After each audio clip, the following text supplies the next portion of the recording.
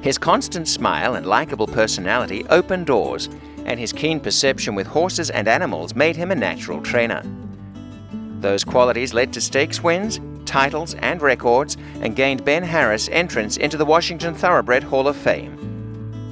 His family heritage goes back to Idaho, but his father secured a government loan and opened a dairy farm in the Satis, part of the Yakima Valley. Ben was the 8th of 9 children and grew up working on the farm and playing sports.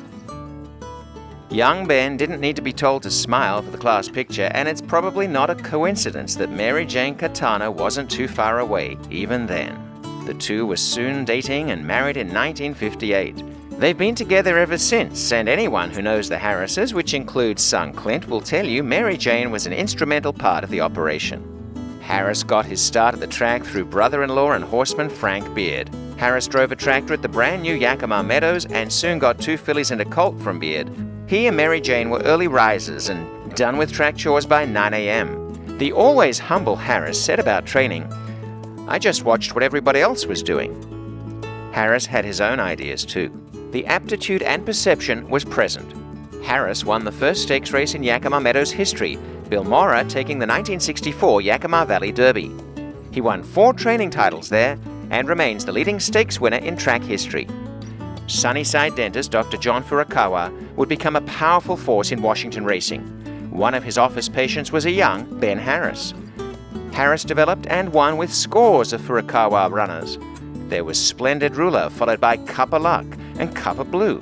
Harris trained the first Seattle Slew Handicap winner. Mr. Far's on the outside, in front by a neck, Runnin' Prince and a one and only. It is Mr. Far, Runnin' Prince. Mr. Far's on top. There were stakes winners Native Sky, Rosie Leader, and Satin Morn.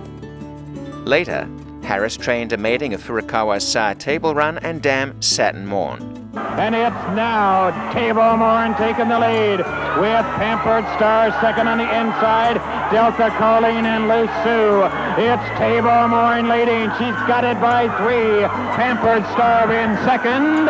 It's Table Morn. Trainer Tom Wenzel was an assistant trainer in the early 90s and stabled next to Harris. One thing Benny did teach me quite a bit, and I watched him with a lot of horses that weren't really expensive horses, and he kind of showed you how to back off on some of those cheaper horses and get them happy and get them right and have them running well rather than overdoing it with them. Benny always had a joke or a giggle about something, or was always talking about something going on at the racetrack, whether it was personnel or horses, and so Benny always brought a smile to your face. And one thing I always remember of Benny, he always had a grin on his face, and he was usually up to something. Harris also raised and trained several successful homebreds. Satis Queen won 11 times, and she produced Satis Springs and Miss Satis Way. Both of them had double-digit win totals. In the 1980s, another Central Washington native, George Lehman Jr., sought out Harris to train his Washington string. Through homebred runners, attending sales, and buying literally trainloads of horses in California, Lehman gave Harris the challenge of maintaining a large stable. Their first horse together was stakes winner Pencil Box, and soon significant records fell. Gary Belanger was aboard many of the Lehman Harris runners, including the stakes star. Marvelous Wonder in mid-track is second. It's Steal a Luck. Marvelous Wonder. And on the outside, here comes Delta Colleen. Marvelous Wonder now takes the lead. Steal a Luck. Delta Colleen is driving on the outside. Marvelous Wonder and Delta Colleen. The competition was fierce, but Harris won the final 4 training titles at Long Acres, the only individual to win 4 consecutive. There were other clients too, such as the Clarks from Yakima, breeders and owners of Lady Marion. Harris developed that daughter of Table Run to win the Bell Roberts and the Bay Meadows Oaks. There was also the coach, Bill O'Connor. I think he took everything in stride. There wasn't anything that really got him upset. He dealt with the problems, and I think that kind of personality and that kind of philosophy leads you to go a long way in this business.